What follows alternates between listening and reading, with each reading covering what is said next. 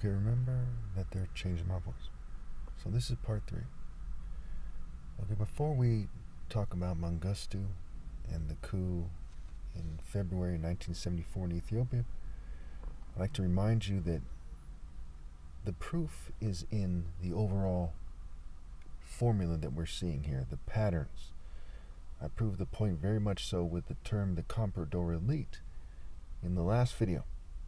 Right, that's part of their global infrastructure to make sure things go a certain way. For example, if the Hessians had won, the Hessian mercenaries, and installed a Hessian government in America to rule over Americans, okay, they'd be ruling as a proxy group over America instead of whatever government you have. But instead of that happening, people who are like Freemasons, who are collaborating with the Freemasons in England, are the ones who kind of took control, right? George Washington was the first official president, and it's a a commonly acknowledged fact that George Washington was a Freemason, and a lot of the people who signed the Declaration of Independence. So it was an agreement of the social clubs that were very much influential in England and their allies. When we're talking about the Declaration of Independence and the Constitution, that's why it starts with the word con. However, people should insist on their rights in reality and not play their stupid game. So there's a bunch of technicality weirdos who are in frats, what have you, and they work for the CIA, and they're white supremacists, Jewish supremacists. They work with the government and the countless agencies in the government, right? The DHS, the NSA, right? The various groups, the FBI, okay, the Department of Defense, DOD, and they try to threaten me, and they go back and forth with me all the time. And usually it doesn't occur in the comments these days. It was more so before, but now they do it more in person. They use various technologies to communicate with me, what have you. And again, I have 23 witnesses on record, so that's open and shut. Only an idiot would not believe me. So let's get into this. In 1974, a mere 7 years before I was born, right, a Chinese-backed coup, right, the Soviets backed the coup that overthrew Haile Selassie, who was this very famous figure in Ethiopia, the emperor. Bob Marley used to say he was, very important, so on and so forth. Okay, so he was overthrown by Mengistu. One story goes that he buried him in a bathroom. Another one goes that he buried him underneath his throne. Okay, his dead body. And those are kind of interesting facts. So anyway, so they were overthrown, right? He was overthrown by this kind of communist group. Mengistu was leading.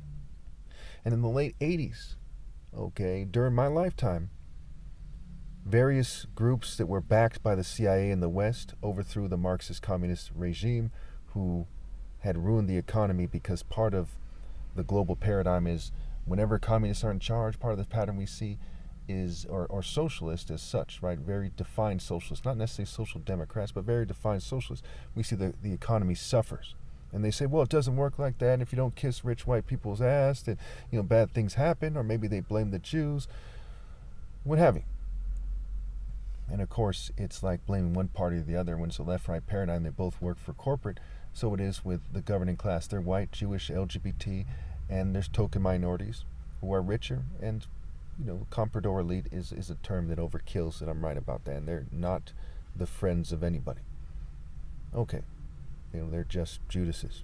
The governing class doesn't respect them. Minorities generally don't respect them. And they have money, and they're celebrities. They're people like, maybe Drake is one of them. There's these celebrities who are allowed to be famous, politicians, rappers, movie stars. And it's more than that. They're also very much involved in, a bunch of bureaucrats, what have you. Okay. So keep in mind the British government had supported Gowon in the Nigerian Civil War. However, Nixon did declare that the Gowon's blockade of food supplies to the Igbo and their allies, the people who were fighting against the Muslim government at the time, who had a token Christian leader, okay, who was a general in the military, General Yakubu Gowon. Okay, Nixon declared that his blockade of food to the Igbos a genocide. So even though Nixon's a Republican, so sometimes those Republicans try to make it seem like they're the good guys, but obviously when you're a conservative, you're conserving this kind of activity that we've seen historically, which is pure evil, and they act like they, did something good for the world or for America. It's very sick how Western politics works and every other developed nations, and how it trickles down into the unfortunate activities of the underdeveloped nations, who are basically just puppet government nations. If by now in the series you don't understand that, you're like an idiot or something. I don't know what to tell you, so to speak, right? It's very straightforward here. It's mainstream history that these nations are still puppet nations. There's just a little bit reading between the lines that needs to be done. When they say the Cold War ends in 91, it's very obvious it didn't end. It's very obvious that these countries are still puppet countries. I mean, look at Gaza, right, and Israel and Iran, okay, and the alliances there and the global politics there. It's very obvious that that's how things work still. Okay. So rebel groups in Angola, funded by Western powers, caused a period of unrest in the 1950s and the 1960s, and when the smoke cleared, more hardship would occur after the evil Portuguese government was overthrown in 1974. So you see, there's something else that happened in 1974. So you have this Marxist coup in 1974 in Ethiopia, where Haile Selassie is killed and overthrown. And then eventually they get overthrown in the 80s. Then in the same year, 1974, you have the Portuguese government in Angola overthrown. This is very key here. Most people zoom in on South Africa more than Ethiopia, but they're both very important when it comes to proving my point. Okay. So it's overthrown in the Carnation Revolution in Angola. Afterwards, communists in the MPLA, I guess it's called, seized power, which caused an exodus of the white population. The MPLA received thousands of troops from Cuba and military support from the Soviets, while America and South Africa poured money into the various opposition groups, which resulted in a lot of chaos and suffering. Think the Bloods and the Crips here. Some people might like the Crips more because of Snoop Dogg, what have you. They might like the Bloods more because of Lil Wayne or The Game. But they're basically groups that the CIA and the government manipulate heavily. Tons of informants there, tons of people in social clubs of Freemasonic families manipulating things, and they're selling the drugs that the government basically brings in, right? You have various enemies of America that bring in drugs, and you have various American organizations that bring in drugs. It's all part of the game, right? Just like there's a left-right paradigm, there's a kind of China-American paradigm. They're all controlled by globalists who hedge their bets, who arrange the whole thing. Whatever they do, they control the process to a large degree at least. And that's just obvious, right? You look at the pattern of history here, it's very clear here, okay? Look at the tariffs. Look at how China responded to the tariffs. Look at how Trump responded. These guys are business partners, on record, period. They don't agree on everything, but they slice the pie, they make deals. These wars, that's why it's called the theater of war. Write that phrase down, the theater of the war. Between that and the comprador elite, you should have 90% of the picture painted just that fast. Okay, so you should have written down the term comprador elite. If you wonder what it means, go to the video before this, and I defined it for you on the screen. Actually, Google did, and I posted a picture of that. Okay, which they happen to make like a purplish, bluish color, which is like the black Hebrew Israelites. I'm not a black Hebrew Israelite. They try to confuse you about what I believe and so on and so forth. Maybe they'll change the color later on to try to confuse you about the situation. They do weirdo things like that. They're weirdo frat people. Don't mind them. Anyway, and of course resent them and don't join them. Okay, so I see that they're changing my voice with the fumes, trying to make it so I sound gay or bipolar or like some weird Freemason or some weird corporate person or some weird politician or old European money person, old weird English Prince Andrew type, what have you. So I'm going to go ahead and highlight some things here. Because of the Epstein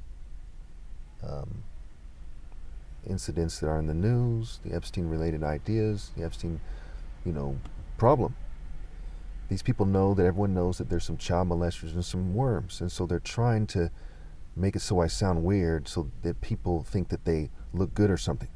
That's part of it too. That's why a lot of people are starving to death every year. People are being raped and killed. Children are being raped because they're trying to look good, but they know they look bad whether you play along or not. We see that all throughout history. So they take it out on people that they're unable to look good because they're inbred, they're stupid, and they're inferior to the people who God chose to be the natural leaders.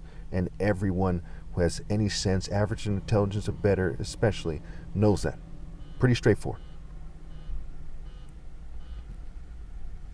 So in Namibia, the Southwest African People's Organization rose against the anti-communist South African apartheid regime. So there's these other countries that are coming into play.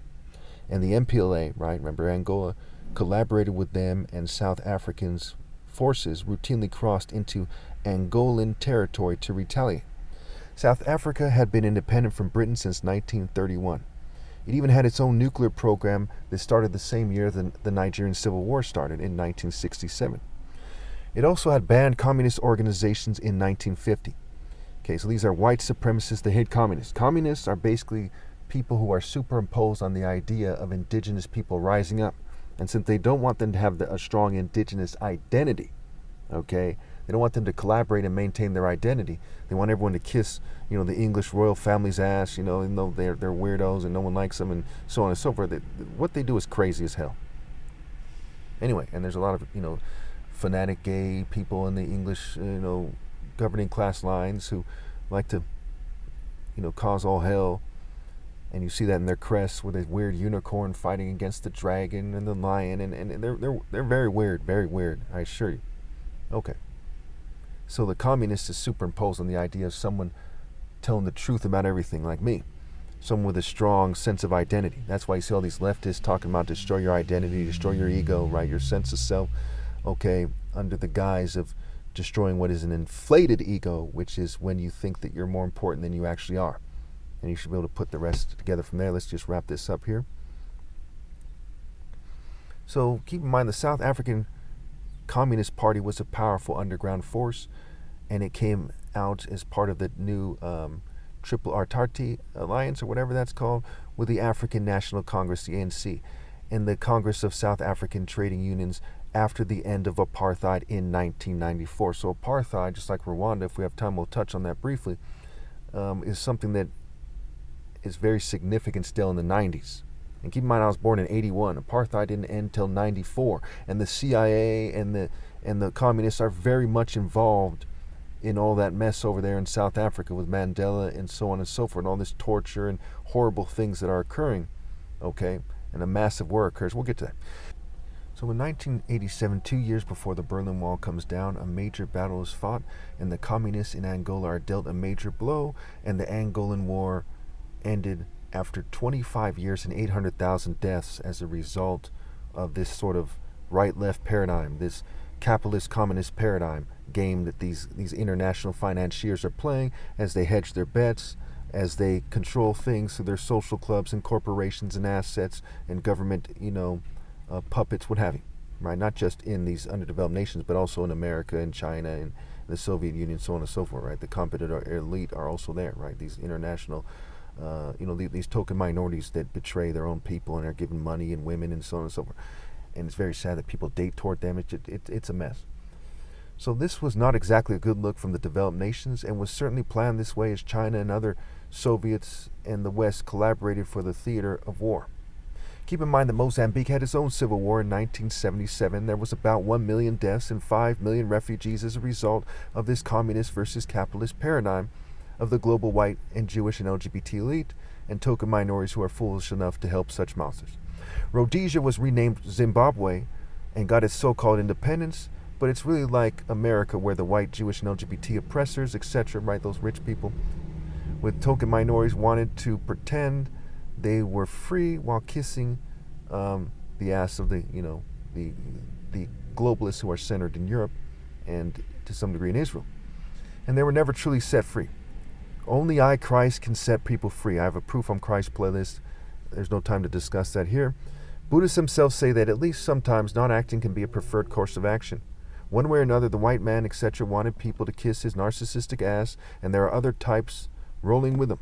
In his insanity, he wants people to pretend that he is magically blessed by God and smarter and wise and wiser than everyone else, and it's stupid. This is very clear. Socialist movements in the north of Africa, led by Abdel Nasser and Muammar al-Gaddafi, who leans towards socialism, right, are part of this, right? Gaddafi supported the Pan-Africanism, okay, and you see what happened to him.